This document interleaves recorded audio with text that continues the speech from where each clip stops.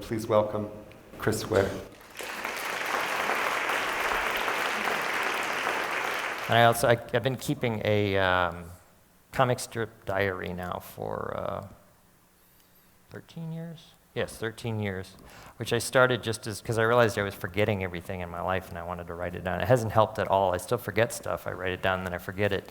But now I'm keeping it basically for my daughter so that she can see what her life was like before she was born, and also like what her daily life is like. Because I really wish there was a book like that now for my life. I only have like a handful of memories that I know are even real of my own childhood. And if there was some index where I could go through and say, oh, on that day I did, I went to... It's so funny that you would say that when you just said that so much of your work is helplessly remembering stuff from childhood. Well, the work helps me remember it, but I can't. If I sat here and said, okay, tell me about your 6th grade year, you'd be like, maybe you could, but you have to have that. Linda Berry taught me the trick of just using the phrase, it was a time when.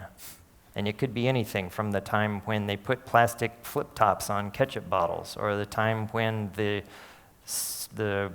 fake Naugahyde seat in our 1975 Maverick ripped or something. When you hear that, then all of a sudden you have something to grab onto, and then it becomes real. So that's sort of the problem with historians, I think. It's too broad of a brush.